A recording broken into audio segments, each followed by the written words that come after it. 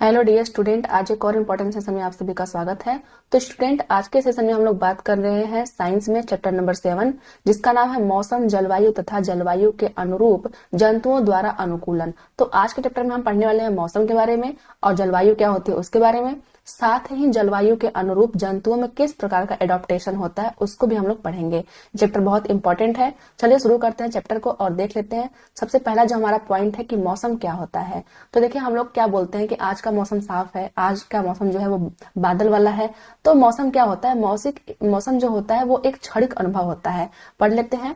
यहाँ दिया गया है किसी स्थान पर तापमान, आर्द्रता, वर्षा, वायु वेग आदि संदर्भ में वायुमंडल की प्रतिदिन की परिस्थिति उस स्थान का मौसम कहलाता है। मतलब जो रोज की स्थिति होती है उस घटना को हम लोग मौसम बोलते हैं। जो मौसम होती है जरूरी नहीं है कि वो एक दिन की ही लिया जाए।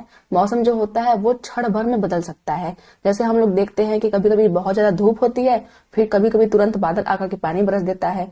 तो वो क्या है? वो एक तरह से मौसम में परिवर्तन होता है। तो मौसम जो होता है वो बहुत ही शॉर्ट टाइम के लिए होता है।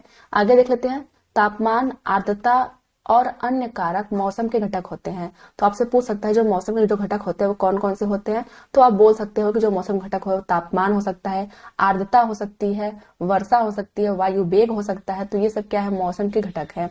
आगे दिया गया किसी स्थान का मौसम दिन प्रतिदिन और सप्ताह दर सप्ताह परिवर्तित होता रहता है। मतलब हर दिन का मौसम बदल सकता है और सप्ताह दर सप्ताह भी यह बदलता रहता है। आगे है मौसम एक अत्यंत जटिल परिघटना है। यह क्षण भर में परिवर्तित हो सकता है। जैसे मैंने आपको पहले बताया, कभी कभी क्या होता है, बहुत तेज धूप निकली होती है और फिर तुरंत अचानक से बारिश होने लगती है। तो यहाँ पे दिया गया है कभी कभी यह भी हो सकता है जो सुबह के समय धूप निकली हो लेकिन अचानक ही बादल आ जाए और तेज वर्षा होने लगे, अथवा तेज वर्षा अचानक से बंद हो जाए और चटक धूप निकल आए। तो इसको हम लोग बोलते हैं जो मौसम है वो क्या है? दिन प्रतिदिन बदल सकता है, यह क्षण भर में बदल सकता है। आगे दिया गया है कि हम देखते हैं कि दैनिक मौसम रिपोर्ट में पिछले 24 घंटों के ताप, आर्द्रता और वर्षा यदि हुई हो तो के बारे में जानकारी होती है। देखिए, जो न्यूज़पेपर वगैरह होते हैं उनमें आपको कुछ इस प्रकार से दिया गया था, कटिंग दिया गया रहता है। उसमें मौसम की जो जानकारी होती है वो पिछले 24 घंटे को लेकर दिखाया गया रहता है।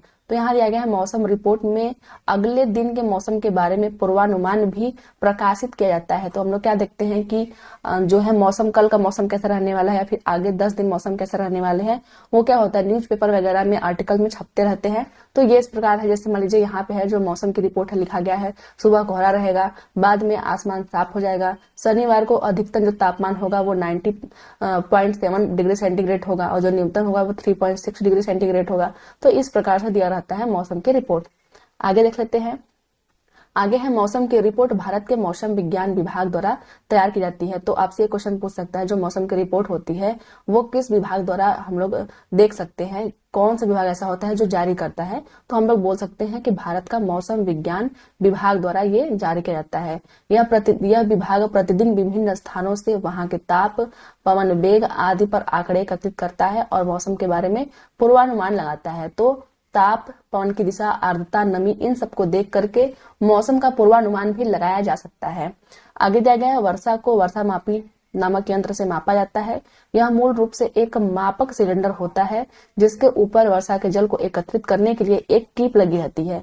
तो देखिए, हम लोगों ने देखा होगा या फिर सुना होगा, जो वर्षा मापी जो यंत्र होता है उसमें क्या होता है कि एक सिलेंडर टाइप का डिब्बा रहता है और उसके ऊपर क्या होता है, एक कीप लगा होता है। इस प्रकार से एक कीप लगा होता है और क्या होता है, इस कीप में से पानी इकट्ठा होकर इस बर्तन में कलेक्ट होता है। बाद में हम पता कर लेते हैं कि जो बारिश जो हुई है वो कितने सेंटीमीटर हुई है। तो इस प्रकार से हम लोग वर्षा का जो मापन होता है वो वर्षा मापी नामक यंत्र से करते हैं। आगे हमारा है मौसम में सभी परिवर्तन सूर्य के कारण होते हैं। देखिए, यहाँ पे एक बहुत ही ज्यादा इंपॉर्टेंट फैक्ट बनता है। जितने भी परिवर्तन होते हैं उन सभी का जो कारण होता है वो डायरेक्टली या फिर इनडायरेक्टली रूप से सूर्य ही होता है। आगे दिया गया पृथ्वी से इतनी दूरी होने के बावजूद सूर्य हमारे लिए समस्त उष्मा और प्रकाश का स्रोत होता है। तो जितनी भी उष्मा मिलती है, जितना भी प्रकाश मिलता है वो हमें कहाँ से मिलता है? सूर्य से मिलता है। पृथ्वी के थल क्षेत्र, समुद्रों और वायुमंडल द्वारा अवशोषित और परावर्तित की जाने वाली ऊर्जा भी किसी स्थान पर मौसम को निर्धारित करने में महत्वपूर्ण होती है। तो देखिए, जितना भी हम लोग वायुमंडल से जो भी चीजें अवशोषित करते हैं, चाहे वो उष्मा हो चाहे वो प्रकाश हो, वो क्या होता है कि जब वो परावर्तित होती है तो वो किसी स्थान के, किसी निश्चित स्थान के मौसम के निर्धारण में महत्वपूर्ण भूमिका निभाती है। दिया गया है यदि आप समुद्र के समीप रहते हैं तो आपने यह अनुभव किया होगा कि आपके स्थान का जो मौसम होता है वो रेगिस्तान अथवा पहाड़ी क्षेत्र के आसपास के मौसम से काफी भिन्न होता है। तो देखिए, अगर कोई इंसान साउथ में रह रहा है, मतलब कोस्टल इलाके में रह रहा है जहाँ पे समुद्र का तट है, तो वो उसको अनुभव होता होगा कि जो वहां का मौसम है वो राजस्थान के रेगिस्तानी इलाकों में या फिर जो जम्मू कश्मीर इत्यादि के जो पहाड़ी इलाके हैं उनसे वहां का मौसम काफी भिन्न होता है। आगे पढ़ लेते हैं जलवायु के बारे में। देखिए, मौसम और जलवायु दो टर्म होते हैं। तो हम लोगों ने जो मौसम था उसके बारे में पढ़ा कि जो मौसम होता है वो दिन प्रतिदिन, सप्ताह दर सप्ताह और क्षण भर में बदल सकता है। लेकिन जलवायु किसे कहते हैं, अब देख लेते हैं। दिया गया है किसी स्थान के मौसम की लंबी अवधि जैसे 25 वर्ष में एकत्रित आंकड़ों के आधार पर बना मौसम का पैटर्न उस स्थान का जलवायु कहलाता है। तो जो जलवायु टर्म होता है, जो जलवायु वर्ड होता है, उसका व्यापक अर्थ होता है। इसका मतलब यह है कि मौसम की एक लंबी अवधि, जैसे कि आज बारिश हुई है, कल भी बारिश हुई है, परसों भी बारिश हुई है, इस प्रकार से अगर लगातार बारिश होती है तो हम लोग क्या कहते हैं कि वहां की जो जलवायु है वो मानसूनी जलवायु है। तो जैसे 25 वर्ष तक यहाँ दिया गया है कि 25 वर्ष का अगर आंकड़ा हमारे पास है तो अगर उस आंकड़े से कुछ निष्कर्ष निकलता है तो उसको हम लोग मौसम नहीं, उसको हम लोग जलवायु बोलते हैं। तो मौसम की लंबी अवधि जो होती है उसी के आधार पर जलवायु का निर्धारण होता है। दिया गया है यदि हम पाते हैं कि किसी स्थान का तापमान अधिकांश समय तक उच्च रहता है, जैसे भूमध्य रेखी जो हमारे प्रदेश देश होते हैं वहां जो तापमान होता है वो डायरेक्ट सूर्य के संपर्क में आता है। जैसे जो हमारा पृथ्वी होती है वो कुछ इस प्रकार से है और जो हमारा सन होता है कुछ इस प्रकार से यहाँ पे होता है। तो जिसका प्रकाश होता है वो भूमध्य रेखा पे सबसे अधिक पड़ता है। ये हमारा रहा भूमध्य रेखा। तो यहाँ की जो जलवायु होती है वो क्या होती है, उष्ण जलवायु होती है, गर्म जलवायु होती है। तो ये हम लोग कैसे डिसाइड किए हैं, तो हम लोगों ने देखा कई वर्षों तक, 25-30 वर्षों तक हम लोगों ने देखा कि यहाँ बहुत ज्यादा बारिश हो रही है, यहाँ सूर्य भी बहुत ज्यादा चमक रहा है। तो हम लोगों ने डिसाइड किया कि जो जलवायु यहाँ की है वो क्या है, गर्म है। दिया गया है यदि इसके अतिरिक्त उस स्थान पर अधिकांश दिनों में भारी वर्षा भी होती है तो हम यह कह सकते हैं कि उस स्थान की जलवायु गर्म और आर्द्र है। मतलब जो भूमध्य रेखा के जो आसपास के जो क्षेत्र हैं, जो इलाके हैं, वहां पे क्या होती है, बहुत ज्यादा गर्मी पड़ती है क्योंकि जो सूर्य है, सूर्य का प्रकाश डायरेक्ट वहां पड़ता है। अगर गर्मी पड़ेगी तो वहां क्या होगा, जो पानी होगा वो भाप बन के उड़ेगा और जब पानी भाप बन के उड़ेगा तो फिर वहां बारिश भी होगी और जब बारिश होगी तो जो वहां का मौसम है वो गर्म और आर्द्र हो जाएगा। इस प्रकार से हम लोग कह सकते हैं कि वहां की जलवायु गर्म और आर्द्र है। आगे देखिए जलवायु और अनुकूलन। तो आई होप कि जलवायु और मौसम के बारे में आपको डिफरेंट पता चल गया होगा।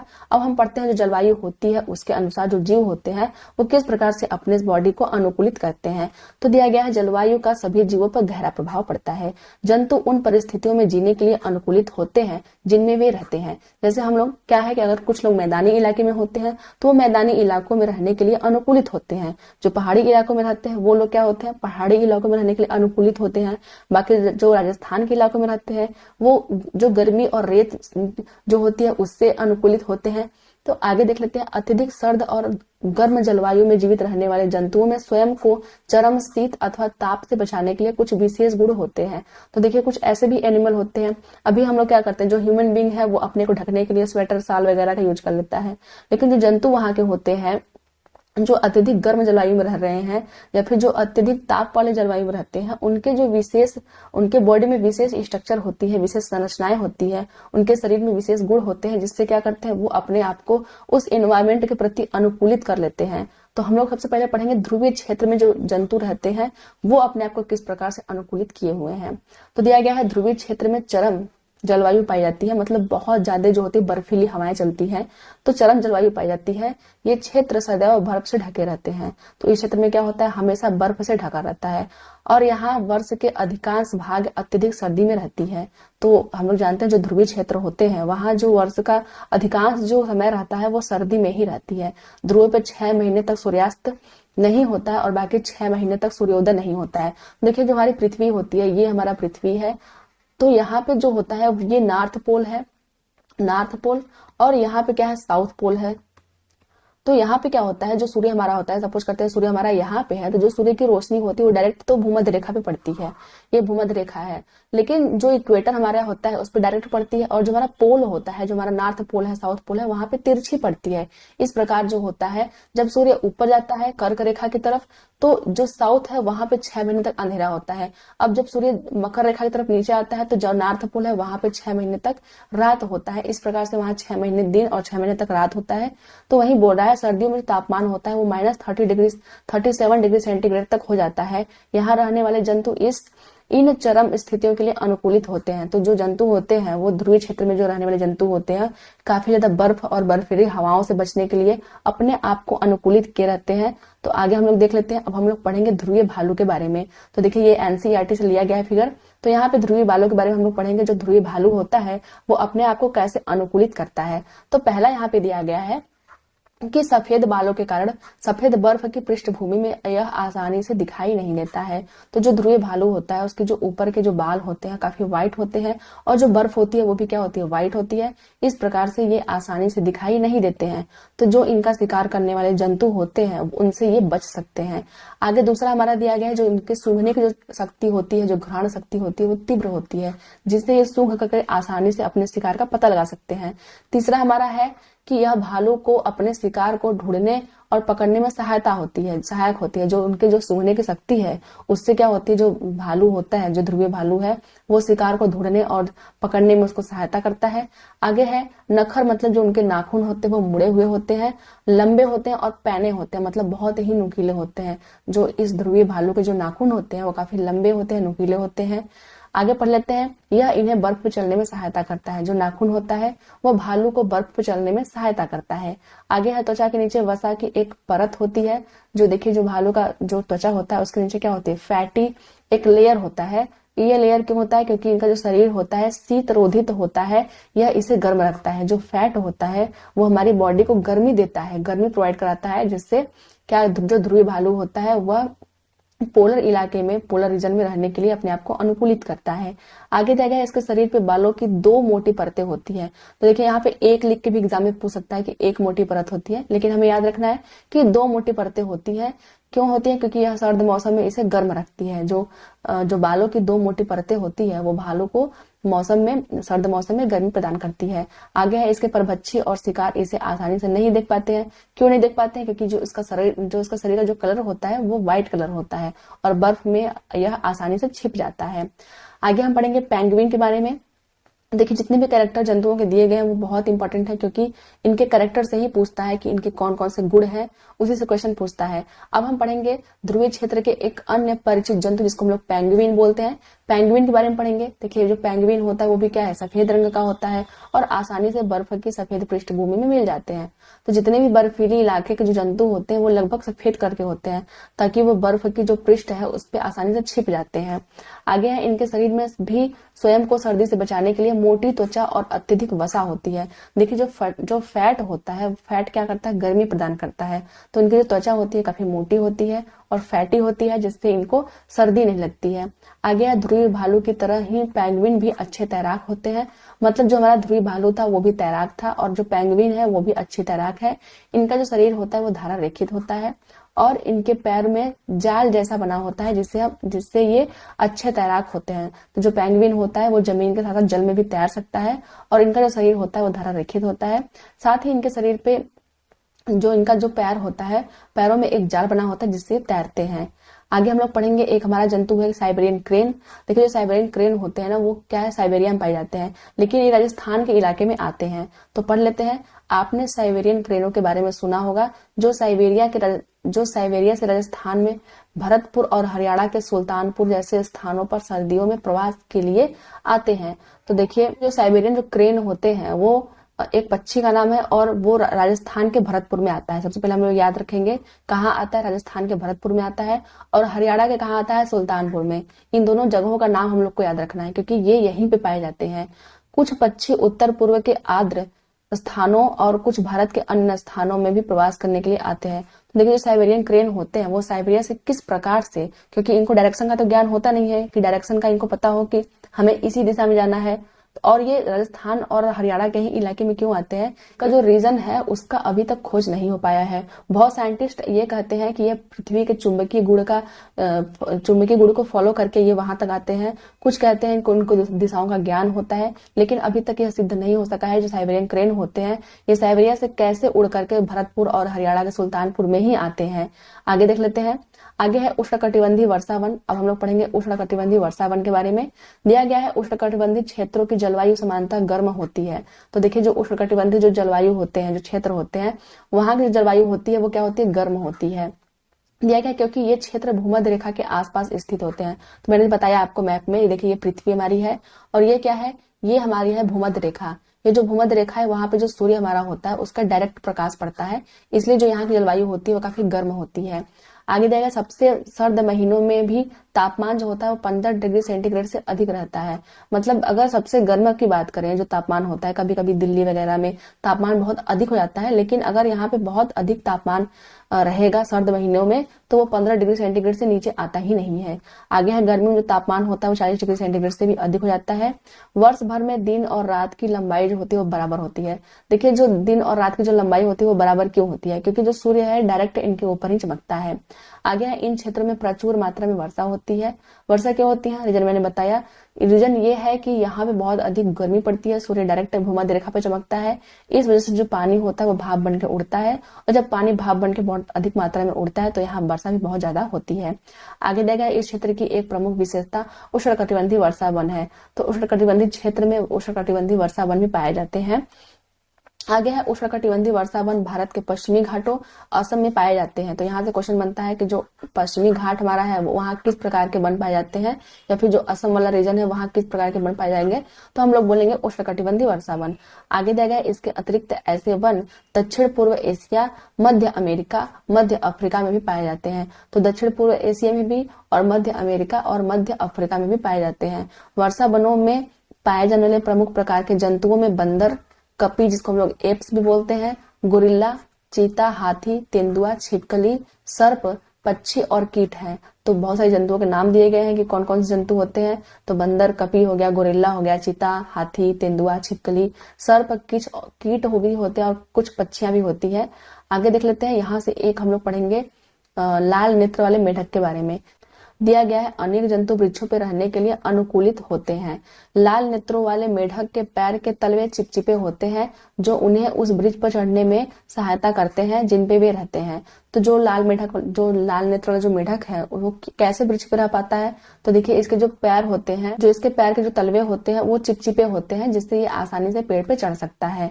आगे देख लेते हैं, आगे है वृक्षों पर रहने वाला न्यू वर्ल्ड मंकी, पढ़ लेते हैं। दिया गया है, वृक्षों पर रहने में सहायता के लिए बंदरों की पूंछ होती है। तो जो बंदर होते हैं वो क्या होते हैं, जो उनकी पूंछ होती है वो उनके शरीर का बैलेंस बनाने में उसकी हेल्प करती है, साथ ही शाखाओं को पकड़ के लटकने में भी इनका हेल्प होता है, जो शाखाओं को पकड़ने में सहायता होती है।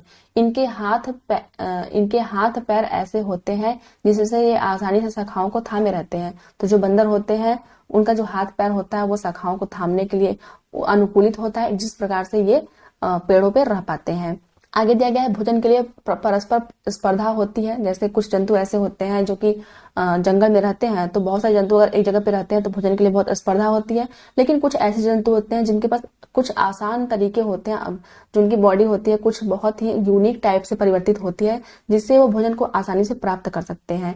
जैसे दिया गया है, कुछ जंतु ऐसे भोजन को प्राप्त करने के लिए अनुकूलित होते हैं जहां अन्य जंतु आसानी से नहीं पहुंच सकते। जैसे एक टूकन नाम का पक्षी है, जो टूकन नाम का पक्षी है उसमें पढ़ लेते हैं, इसकी जो चोंच होती है वो लंबी होती है, बड़ी होती है, जिसकी सहायता से वह ऐसी शाखाओं में लगे फलों तक पहुंच सकता है जो बहुत कमजोर होती है और इनका भार नहीं सह सकती है। तो देखिए जो टूकन पक्षी आपको फिगर में दिया गया है, ये पक्षी एक ऐसे स्थान में पहुंच सकता है जो शाखाओं बहुत दूर या फिर बहुत कमजोर डाली पे जो फल लगा होता है उसको भी ये खा सकते हैं। आगे देख लेते हैं, उष्णकटिबंधीय वनों में पाए जाने वाले अनेक जंतुओं में सुनने की संवेदनशीलता शक्ति, तीव्र दृष्टि, मोटी त्वचा और ऐसे वर्ण रंग की त्वचा होती है जो उन्हें आसपास के क्षेत्र के साथ मिलकर छद्मवर्ण करने में सहायता करती है और उनकी परभक्षियों से रक्षा करती है। तो देखिए जंगल में बहुत सारे ऐसे एनिमल होते हैं, बहुत सारे ऐसे एनिमल होते हैं जो बिल्कुल पेड़ों के कलर के होते हैं, जो पेड़ों की जो छाल होती है बिल्कुल उसी कलर के होते हैं कि वो उस पर चिपके रहे, और जो उनके परभक्षी होते हैं, जो उनको खाने वाले होते हैं, वो उनको देख भी नहीं पाते हैं। कई ऐसे कीड़े होते हैं जो पत्तियों की तरह बिल्कुल होते हैं, अगर पत्तियों में वो बैठे रहते हैं तो कोई उनको देख नहीं पाता है। तो इस प्रकार से उनका रंग हो गया, त्वचा हो गया, इन सब चीजों से वो उस इन्वायरमेंट में अपने आप को सरवाइव करने में सफल हो पाते हैं। आगे हमारा है लायन टेल्ड लंगूर। अब हम लोग लायन टेल्ड लंगूर के बारे में पढ़ेंगे। देखिए ये थोड़ा सा इंपॉर्टेंट एग्जांपल है, क्योंकि इसको हम लोग क्या बोलते हैं, दाढ़ी वाला एप भी बोलते हैं, और ये कहाँ पाया जाता है, पश्चिमी घाट में पाया जाता है। तो यही से क्वेश्चन बनता है कि जो लायन टेल्ड जो लंगूर है वो कहाँ पाया जाता है, तो हम लोग बोलेंगे कि पश्चिमी घाट में पाया जाता है, पश्चिमी घाट के वर्षा वनों में पाया जाता है। इसकी सबसे प्रमुख जो विशेषता होती है वो ये होती है कि चांदी जैसे सफेद श्वेत आयाल होता है। देखिए इसको लायन क्यों बोलते हैं, क्योंकि जो लायन हमारा होता है उसका भी जो सर होता है वहां आयाल बना होता है। तो जो ये मंकी होता है उसके भी जो सर के आगे पीछे क्या होता है, श्वेत आयाल होता है, जो सिर के चारों ओर गालों और चिबुक थोड़ी तक रहती है। आप लोग फिगर में देखेंगे तो समझ में आएगा। आगे जाएगा, यह वृक्षों पे आसानी से चढ़ सकता है और अपने जीवन का अधिकांश समय वृक्षों पर ही व्यतीत करता है। यह मुख्यतः फल खाता है, बीज, कोमल पत्तियां, तने, पुष्प और कलियां भी खाता। देखिए ये फिगर जो है ये लायन टेल्ड लंगूर का है। तो ये जो आपका व्हाइट कलर का दिखाई दे रहा है ये इसके गाल जो गर्दन है उसको चारों ओर आयाल बना हुआ है। तो दिया गया है लायन टेल्ड लंगूर जो होता है वृक्षों की छाल में वास करने वाले कीटों की तलाश में रहता है। जो कीटे जो वृक्षों की छाल पे रहते हैं, छाल के अंदर रहते हैं, उनके तलाश में रहता है। चूंकि ये लंगूर वृक्षों पे पर्याप्त भोजन जुटा पाने में समर्थ होते हैं, अतः वे भूमि पे यदा कदा ही आते हैं। तो जो लायन टेल्ड जो मंकी होते हैं वो जल्दी जमीन पे नहीं आते हैं, क्योंकि इनका जो भोजन होता है वो पर्याप्त मात्रा में इनको वृक्षों से ही प्राप्त हो जाता है। आगे हमारा है, अब हम लोग हाथी के बारे में पढ़ेंगे। दिया गया है भारतीय उष्णकटिबंधीय वर्षा वन का एक अन्य परिचित जंतु हाथी है। अब हम लोग हाथी के बारे में पढ़ते हैं। हाथी वर्षा वनों की परिस्थितियों के लिए अनुकूलित हो गए हैं। कैसे हो गए हैं? सूंड जिसका उपयोग वह नाक के रूप में करता है, इसकी सूंघने की शक्ति बहुत अच्छी होती है।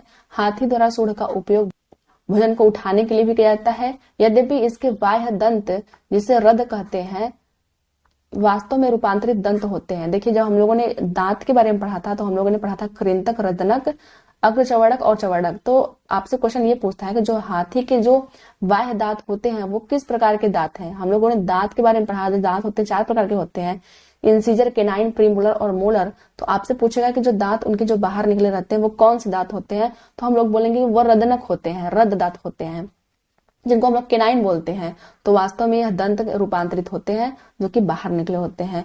इन दांतों से हाथी अपनी पसंद के वृक्षों की छाल को आसानी से छील सकते हैं। आगे बढ़ जाते हैं हम लोग।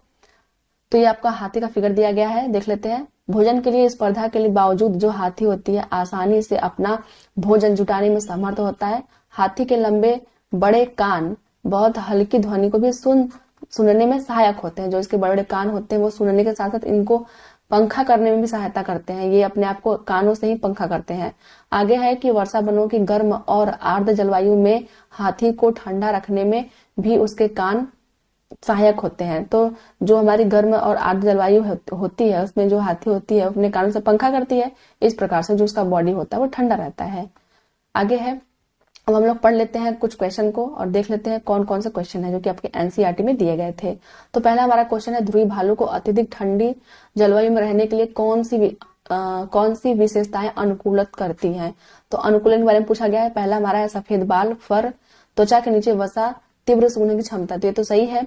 दूसरा है कि पतली त्वचा, बड़े नेत्र, सफेद फर और बाल। तो देखिए हम लोगों ने ये नहीं पढ़ा था कि जो उसकी त्वचा होती है पतले होते हैं, नेत्र बड़े होते हैं, ये हम लोगों ने नहीं पढ़ा, तो ये तो आपका हो नहीं सकता।